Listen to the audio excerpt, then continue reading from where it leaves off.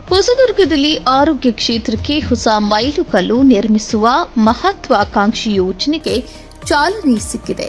ಸುಮಾರು 1,25,00,000 ರೂಪಾಯಿ ವೆಚ್ಚದಲ್ಲಿ ರಕ್ತ ನಿಧಿ ಕೇಂದ್ರ ಸ್ಥಾಪಿಸುವ ಕನಸನ್ನ ಹೊಸದುರ್ಗ ರೋಟರಿ ಸಂಸ್ಥೆ ಹೊತ್ತುಕೊಂಡಿದೆ.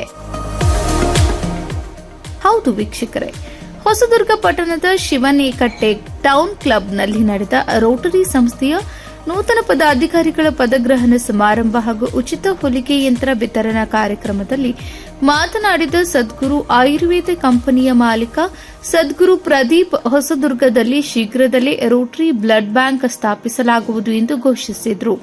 ರಕ್ತದಾನದ ಮೂಲಕ ಜೀವ ಉಳಿಸುವುದು ಅತ್ಯಂತ ಶ್ರೇಷ್ಠ ಸೇವೆಯಾಗಿದ್ದು, ತಾಲೂಕಿನ ಯಾವುದೇ ರೋಗಿ ರಕ್ತದ ಕೊರತೆಯಿಂದ ಸಂಕಷ್ಟಕ್ಕೆ ಸಿಲುಕಬಾರದು ಎಂಬ ಉದ್ದೇಶದಿಂದ ಈ ಯೋಜನೆಯನ್ನು ರೂಪಿಸಲಾಗಿದೆ. ಸುಮಾರು 1,25,00,000 ರೂಪಾಯಿ ವೆಚ್ಚದಲ್ಲಿ ನಿರ್ಮಾಣವಾಗಲಿರುವ ಈ ರಕ್ತ ನಿಧಿ ಕೇಂದ್ರಕ್ಕೆ ಸಾರ್ವಜನಿಕರ ಸಹಕಾರ ದೊರೆತರೆ 1 ವರ್ಷದೊಳಗೆ ಕಾಮಗಾರಿ ಪೂರ್ಣಗೊಳಿಸುವ ಗುರಿ ಹೊಂದಲಾಗಿದೆ ಎಂದರು. ಕಾರ್ಯಕ್ರಮದಲ್ಲಿ ಮಾತನಾಡಿದ ರೋಟರಿ ಜಿಲ್ಲಾ ಗವರ್ನರ್ ರವೀಂದ್ರ, ಆರೋಗ್ಯ, ಶಿಕ್ಷಣ ಹಾಗೂ ಪರಿಸರ ಸಂರಕ್ಷಣೆ ಕ್ಷೇತ್ರಗಳಲ್ಲಿ ರೋಟರಿ ಸಂಸ್ಥೆ ನಿರಂತರ ಸೇವೆ ಸಲ್ಲಿಸುತ್ತಿದ್ದು, ಗ್ರಾಮೀಣ ಭಾಗದ ಜನರ ಬದುಕಿನಲ್ಲಿ ಸಕಾರಾತ್ಮಕ ಬದಲಾವಣೆ ತರಲು ಹಲವು ಸಮಾಜಮುಖಿ ಕಾರ್ಯಕ್ರಮಗಳನ್ನು ಹಮ್ಮಿಕೊಳ್ಳುತ್ತಿದೆ. ಹೊಸದುರ್ಗದಲ್ಲಿ ರೋಟರಿ ಸಂಸ್ಥೆ ಕೈಗೆತ್ತಿಕೊಂಡಿರುವ ಈ ರಕ್ತ ನಿಧಿ ಕೇಂದ್ರದ ಕನಸು ಸಾಕಾರಗೊಂಡರೆ ತಾಲೂಕಿನ ಸಾವಿರಾರು ಜನರಿಗೆ ಆರೋಗ್ಯ ಸೇವೆಯ ಹೊಸ ಆಶಾಕಿರಣವಾಗಲಿದೆ ಎಂದರು. ಇದೇ ವೇಳೆ ಹೊಸದುರ್ಗ ರೋಟರಿ ಸಂಸ್ಥೆಯ ನೂತನ ಅಧ್ಯಕ್ಷರಾಗಿ ಅಧಿಕಾರ ಸ್ವೀಕರಿಸಿದ ಸುವಿಧಾ ಗ್ರೂಪ್ನ ಜ್ಯೋತಿ ಚೌಧರಿ, ರೋಟರಿ ಬ್ಲಡ್ ಬ್ಯಾಂಕ್ ನಿರ್ಮಾಣಕ್ಕಾಗಿ ತಮ್ಮ ಸಂಸ್ಥೆಯ ವತಿಯಿಂದ 2,50,000 ರೂಪಾಯಿ ದೇಣಿಗೆ ನೀಡುವುದಾಗಿ ಘೋಷಿಸಿದರು. ಬಡ ಮತ್ತು ಮಧ್ಯಮ ವರ್ಗದ ರೋಗಿಗಳಿಗೆ ತುರ್ತು ಸಂದರ್ಭದಲ್ಲಿ ರಕ್ತದ ಕೊರತೆ ಉಂಟಾಗದಂತೆ ನೋಡಿಕೊಳ್ಳುವುದು ನಮ್ಮ ಪ್ರಮುಖ ಉದ್ದೇಶವಾಗಿದ್ದು, ರೋಟರಿ ಸಂಸ್ಥೆ ಸಮಾಜ ಸೇವೆಯ ಮೂಲಕ ಜನರ ನೆರವಿಗೆ ಸದಾ ಸಿದ್ದವಾಗಿರಲಿದೆ ಎಂದು ಅವರು ತಿಳಿಸಿದರು. ಕಾರ್ಯಕ್ರಮದಲ್ಲಿ ನೂತನ ಪದಾಧಿಕಾರಿಗಳಿಗೆ ಅಧಿಕಾರ ಹಸ್ತಾಂತರ ಮಾಡಲಾಯಿತು. ಸಮಾಜ ಸೇವೆಯಲ್ಲಿ ತೊಡಗಿಸಿಕೊಂಡಿರುವ ಗಣ್ಯರನ್ನು ಸನ್ಮಾನಿಸಿ ಉಚಿತ ಹೊಲಿಗೆ ಯಂತ್ರಗಳನ್ನು ವಿತರಿಸುವ ಮೂಲಕ ಸ್ವಾವಲಂಬಿ ಬದುಕಿಗೆ ಉತ್ತೇಜನ ನೀಡಲಾಯಿತು. ಈ ವೇಳೆ ರೋಟರಿ ಜಿಲ್ಲಾ ಕಾರ್ಯದರ್ಶಿ Umesh V Tuppada, MR Ved, AG Kiran Kumar, Savita Shivakumar, KA Varun, ಉಪಾಧ್ಯಕ್ಷ ಗೋಳಿಹಟ್ಟಿ ಕೃಷ್ಣಮೂರ್ತಿ, ಕಾರ್ಯದರ್ಶಿ ತುಂಬಿನಕೆರೆ ಬಸವರಾಜ್, ಖಜಾಂಚಿ ಸುರೇಶ್ ಸಾಗರ್, ಸದಸ್ಯರಾದ ಜಗದೀಶ್, ರಾಮಯ್ಯ, ಡಾ ಸಂಜಯ್, ಡಾ ಸುನೀಲ್, ಡಾ ಶ್ರೀಧರ್, ಡಾ ಮಂಜುನಾಥ್, ಸಂತೋಷ್, ಅರ್ಜುನ್, ವಿಜಯ್, ಶಶಿಕುಮಾರ್, ಲಾಲಾ ನವೀನ್, ಬ್ಯಾಟರಿ ಬಾಬು, ವಕೀಲ ಅರುಣ, ಶಿವನೇಕಟ್ಟಿ, ಶಶಿಧರ್ ಗುಜ್ಜರ್, ಜಾಫರ್ ಸಾದಿಕ್, ಉಮೇಶ್, ಭಾಷಾ ಸೇರಿದಂತೆ ಅನೇಕ ಪದಾಧಿಕಾರಿಗಳು, ಸದಸ್ಯರು ಹಾಗೂ ಸಾರ್ವಜನಿಕರು ಕಾರ್ಯಕ್ರಮದಲ್ಲಿ ಉಪಸ್ಥಿತರಿದ್ದರು. ಕ್ಲಬ್ಬಿಗೂ ಈ ಕ್ಲಬ್ಬಿಗೂ ವ್ಯತ್ಯಾಸ ಏನಿದೆ ಅಂದ್ರೆ, ಇದು ಮಾತಾಡೋ ಕ್ಲಬ್ ಅಲ್ಲ, ಸೇವೆ ಮಾಡೋ ಕ್ಲಬ್. ಈಗಿನ್ನೂ ಜವಾಬ್ದಾರಿಯನ್ನು ಕೊಟ್ಟಿದ್ದೀರಾ. ಮುಂದಿನ ದಿನಗಳಲ್ಲಿ ರೋಟರಿ ಮೂಲ ಉದ್ದೇಶಗಳನ್ನ ತಿಳಿಸಿದ್ದೀರಾ ನಮಗೆ. ಸೇವೆ ಯಾವ ರೀತಿ ಸೇವೆ ಇರುತ್ತೆ, ಯಾವ ಕ್ಷೇತ್ರದಲ್ಲಿ ಸೇವೆ ಇರುತ್ತೆ. ಮೊದಲನೇದಾಗಿ ಶಿಕ್ಷಣ ಕ್ಷೇತ್ರ, ಎರಡನೇದಾಗಿ ಆರೋಗ್ಯ ಕ್ಷೇತ್ರ. ಆರೋಗ್ಯ ಮತ್ತು ಶಿಕ್ಷಣ ಕ್ಷೇತ್ರದಲ್ಲಿ ನಮ್ಮ ತಾಲೂಕಿಗೆ ಇಲ್ಲದವು ತುಂಬ ಅವಶ್ಯಕತೆ ಇರೋವನ್ನ ಮೊದಲಿಗೆ ಮಾಡೋಣ. ನಾನು ರವೀಂದ್ರ ಸರ್ ಹತ್ರ ಈಗ ಮಾತಾಡಿದೆ. ಬ್ಲಡ್ ಬ್ಯಾಂಕು ಅವಶ್ಯಕತೆ ಇದೆ ಸರ್ ಅಂದೆ. 1.25 ಕೋಟಿ ರೂಪಾಯಿ ಆಗುತ್ತೆ ಒಂದು ಬ್ಲಡ್ ಬ್ಯಾಂಕು. ತಾಲೂಕು ಮಟ್ಟದಲ್ಲಿ ಅನೇಕ ಜನ ಬ್ಲಡ್ ಸಿಗದಲ್ಲೇ ಮರಣಮಪ್ಪಿನದು ನೋಡಿದ್ರೆ, ಒಂದು ಕುಟುಂಬಕ್ಕೆ ಒಂದು ಜೀವ ತುಂಬಾನೇ ಇಂಪಾರ್ಟೆಂಟ್ ಆಗುತ್ತೆ. ಸೊ 1.25 ಕೋಟಿ ರೂಪಾಯಿ ಆಗುತ್ತೆ. ಈ 1.25 ಕೋಟಿ ರೂಪಾಯಲ್ಲಿ ನಾವುಗಳು 30% ಹಣನ ಕೊಟ್ಟರೆ ಉಳಿದಿದ್ದು 70% ಹಣನ ರೋಟರಿ ಸಂಸ್ಥೆಯಿಂದ ನಮಗೆ ಕೊಡ್ತಾರೆ. ಸೊ ದಯಮಾಡಿ ಎಲ್ಲರೂ ಒಂದು ರೋಟರಿ ಸಂಸ್ಥೆಗೆ ನಾವು ಚಪ್ಪಾಳೆ ಹೊಡೆದ್ರ ಮೂಲಕ ಒಂದು ಅಭಿನಂದನೆ ಸಲ್ಲಿಸೋಣ.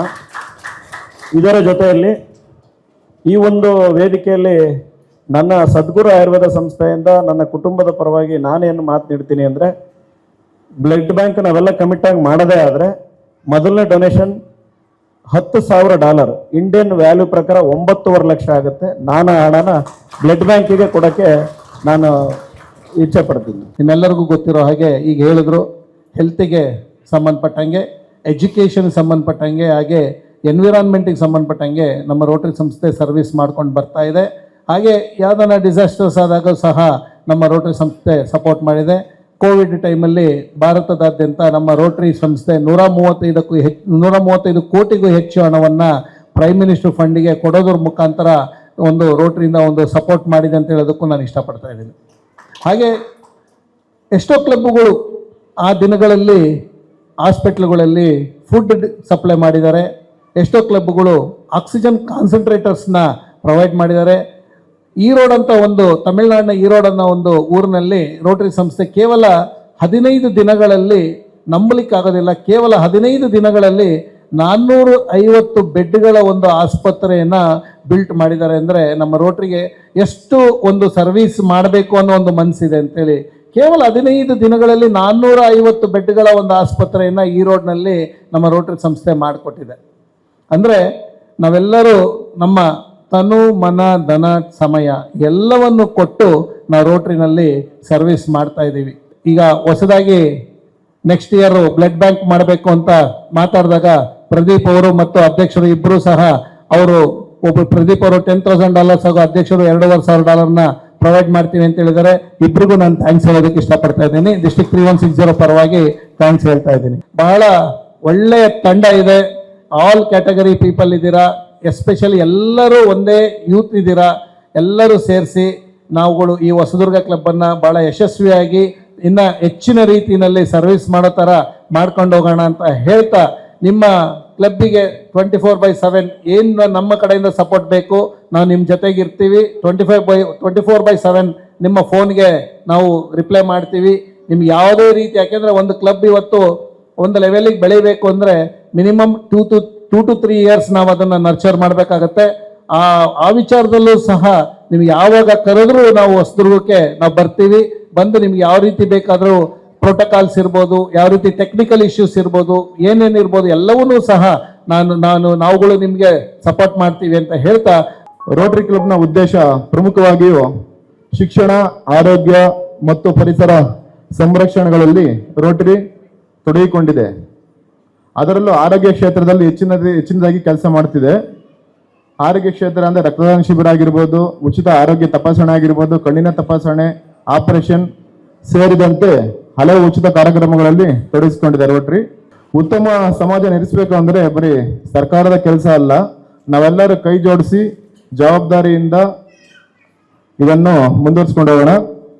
ನಾವು ಯಾರಿಗಾದ್ರೂ ಒಂದು ಸಹಾಯ ಮಾಡ್ತೀವಿ ಅಂದರೆ ಅದು ಅವ್ರಿಗೆ ನಮಗೊಂದು ಸಣ್ಣ ಸಹಾಯ ಇರೋದು, ಅವರ ಬದುಕು ನಾವು ಮಾಡುವ ಸಣ್ಣ ಸಹಾಯ ಅವರನ್ನು ಬದುಕೆ ಬದಲಾಯಿಸುತ್ತದೆ ಎಂದು ತಿಳಿದು ಒಳ್ಳೆ ಕೆಲಸ ಮಾಡೋಣ ಎಂದು, ಸೇವೆ ಸಮಾನತೆ ಮೂಲಕ ವಿಶ್ವಮಾನವ ರಾಗೋಣ ಎಂದು ಈ ಸೇವೆಯ ಅವಕಾಶ ನೀಡುವ ಎಲ್ಲರಿಗೂ ಮಾರ್ಗದರ್ಶನ ನೀಡುತ್ತಿರುವ ಹಿರಿಯ ಹಿರಿಯರಿಗೂ ಜೊತೆಗೆ ಕೈ ಜೋಡಿಸಿರುವ ಎಲ್ಲ ಸದಸ್ಯರಿಗೂ ಮತ್ತೊಮ್ಮೆ ನನ್ನ ವಂದನೆಗಳನ್ನು ಸಲ್ಲಿಸುತ್ತೇನೆ. ಎಲ್ಲರಿಗೂ ರೋಟರಿ ಕ್ಲಬ್ ಅನ್ನು ಯಶಸ್ವಿಯಾಗಿ ಮುನ್ನಡೆಸೋಣ. ರೋಟರಿಯನ್ನು ಆದರ್ಶಗಳನ್ನು ಮನೆ ಮನೆಗಳಿಗೆ ತಲುಪಿಸೋಣ. ಸೇವೆ ಮಾಡುವ ಸಂಕಲ್ಪದೊಂದಿಗೆ ಹಲವು ಸಮಾನ ಮನಸ್ಕ ಹೃದಯಗಳು ಸೇರಿ ಇವತ್ತು ರೋಟರಿ ಕ್ಲಬ್ ಅನ್ನು ನಮ್ಮ ವಸ್ತುದಲ್ಲಿ ಇನ್ಸ್ಟಾಲೇಷನ್ ಮಾಡ್ತಿರೋದು ನನಗಂತೂ ತುಂಬಾ ಹೆಮ್ಮೆ ಮತ್ತು ಗೌರವ ತರುವಂತಹ ವಿಷಯ ಅಂತ ಅನಿಸ್ತಾ ಇದೆ. ನಾನು ಈ ವರ್ಷ ಹಿರಿಯೂರಿನ ರೋಟರಿ ಪ್ರೆಸಿಡೆಂಟ್ ಆಗಿ ವರ್ಕ್ ಮಾಡಿದ್ದೀನಿ. ನಾವು ಹಿರಿಯೂರು ರೋಟರಿ ಕ್ಲಬ್ಬಲ್ಲಿ ಪ್ರತಿ ಶುಕ್ರವಾರ ವೀಕ್ಲಿ ಮೀಟಿಂಗ್ ಮಾಡ್ತೀವಿ. ಆಮೇಲೆ ಹೆಚ್ಚು ಆರೋಗ್ಯದ ಕಡೆ ಆರೋಗ್ಯ ತಪಾಸಣೆಗಳು ಮಾಡಿದ್ದೀವಿ. ಆಲ್ಮೋಸ್ಟ್ ಎಲ್ಲ ಆರೋಗ್ಯ ತಪಾಸಣೆಗಳನ್ನು ಮಾಡಿದ್ದೀವಿ. ಆಮೇಲೆ ಎಜುಕೇಷನ್ ಬಗ್ಗೆ ಎಲ್ಲ ಟ್ರೈನಿಂಗ್ ಪ್ರೋಗ್ರಾಮ್ಸ್ ಮಾಡ್ತಾಯಿದ್ದೀವಿ. ಆಮೇಲೆ ಈ ಸತಿ ನಾವು ಇನ್ನೊಂದು ಏನು ಅಂತಂದರೆ 25 ಗ್ರೀನ್ ಬೋರ್ಡ್ಸ್ನ ಕೊಡ್ತಾಯಿದ್ದೀವಿ. ಹಿರಿಯೂರು ತಾಲೂಕಿನ ಸರ್ಕಾರಿ ಶಾಲೆಗಳಿಗೆ ಗ್ರೀನ್ ಬೋರ್ಡ್ಸನ್ನು ಈ ಸತಿ ನಾವು ಕೊಡ್ತಾಯಿದ್ದೀವಿ. ಆಮೇಲೆ ಹಿರಿಯೂರಿನ ಇನ್ನೊಂದು ಮಹತ್ವಾಕಾಂಕ್ಷಿ ಯೋಜನೆ ಏನು ಅಂತಂದರೆ, ಹಿರಿಯೂರಿನ ಸರ್ಕಾರಿ ಆಸ್ಪತ್ರೆಯ ಹೊರ ರೋಗಿಗಳಿಗೆ ದಿನಕ್ಕೆ 200ರಿಂದ 250 ಜನಗಳಿಗೆ ಆಹಾರ ವಿತರಣೆ ಮಾಡ್ತಾಯಿದ್ದೀವಿ. ವಾರದಲ್ಲಿ 6 ದಿನಗಳ ಕಾಲ ನಾವು ಪ್ರತಿದಿನ ಮಧ್ಯಾಹ್ನ 12 ಗಂಟೆಗೆ ಹೊರ ರೋಗಿಗಳಿಗೆ ಡೈಲಿ 250 to 300 ಮೆಂಬರ್ಸ್ಗೆ ನಾವು ಫುಡ್ನ ಡಿಸ್ಟ್ರಿಬ್ಯೂಟ್ ಮಾಡ್ತಾಯಿದ್ದೀವಿ. ಇದು ನಾವು Rotary Hiriyur, red cross Hiriyur ಮತ್ತು ಎಲ್ಲ ದಾನಿಗಳ ಸಹಯೋಗದೊಂದಿಗೆ ಇದು ಬಹಳ ಯಶಸ್ವಿಯಾದ ಕಾರ್ಯಕ್ರಮ. ವರ್ಷಕ್ಕೆ ಏನಿಲ್ಲ ಅಂದರೂ 3.5 to 4 lakh rupees ಇದ್ರದ್ದು ಎಕ್ಸ್ಪೆಂಡಿಚರ್ ಇದೆ. ಇದು ತುಂಬ ಯಶಸ್ವಿಯಾಗಿ ನಡೀತಾ ಇದೆ. ಈ ರೋಟರಿ ಹೊಸದುರ್ಗ ಏನಿದೆ, ಈಗೇನು ಇವತ್ತೆಲ್ಲ ಸ್ಟೇಜ್ ಮೇಲೆ ನಿಂತ್ಕೊಂಡ್ರಲ್ಲ, ಆ ಸಾಲಿಗೆ ಸೇರುವಂತಹ ವ್ಯಕ್ತಿಗಳು ಇಲ್ಲಿ ನಿಂತಿದ್ದು, ಅದಕ್ಕೆ ಒಂದು ಜೋರಾದ ಚಪ್ಪಾಳೆ ಬರಲಿ. ನಿಜಕ್ಕೂ ನಾನು ಪ್ರದೀಪ್ ಸರ್ ಅವರನ್ನ ತುಂಬು ಹೃದಯದ ಅಭಿನಂದನೆಗಳನ್ನ ಸಲ್ಲಿಸೋದಕ್ಕೆ ಇಷ್ಟಪಡ್ತೇನೆ. ಒಬ್ಬ ವ್ಯಕ್ತಿ ಎಷ್ಟು ಜನಗಳ ಜೊತೆಗೆ ನಿಕಟವಾದ ಸಂಪರ್ಕವನ್ನು ಇಟ್ಕೊಂಡಿದ್ದಾರೆ, ಎಲ್ಲರ ಮೌಲ್ಯಯುತವಾದಂತಹ ಸಂಬಂಧಗಳನ್ನು ಇಟ್ಕೊಂಡಿದ್ದಾರೆ ಅನ್ನೋದಕ್ಕೆ ನಮ್ಮ ಎದುರಿಗೆ ಜೀವಂತವಾಗಿ ಸಾಕ್ಷಿಯಾಗಿ ಕುಳಿತಿದ್ದಾರೆ. ರೋಟರಿನಲ್ಲಿ ಯೂತ್ಸ್ ಬೇಕಾಗಿದೆ. ಆ ಯೂತ್ಸ್ನು ಕೂಡ ಇಲ್ಲಿ ಬರಮಾಡಿಕೊಂಡು ಹಲವಾರು ಹುದ್ದೆಗಳನ್ನ, ಜವಾಬ್ದಾರಿಗಳನ್ನ ನೀಡಿದ್ದಾರೆ. ಅದು ಕೂಡ ರೋಟರಿಗೆ ಬಹಳ ಅವಶ್ಯಕವಾಗಿ ಬೇಕು. ಇದೆಲ್ಲ ಏನಾಗುತ್ತೆ ಅಂದ್ರೆ, ರೋಟರಿಯಲ್ಲಿ long time sustaining activity, long time sustainability ಬೇಕಾದಾಗ ಇವೆಲ್ಲವೂ ಬೇಕು ನಮಗೆ. ನಾವು ಒಂದೇ ವರ್ಗದ ಪದಾಧಿಕಾರಿಗಳು ಅಥವಾ ಒಂದೇ ವಯಸ್ಸಿನ ರೋಟೇರಿಯನ್ಸ್ ಇದ್ರೆ ಅದು ಸಕ್ಸಸ್ ರೇಟ್ ಕಡಿಮೆ ಆಗುತ್ತೆ.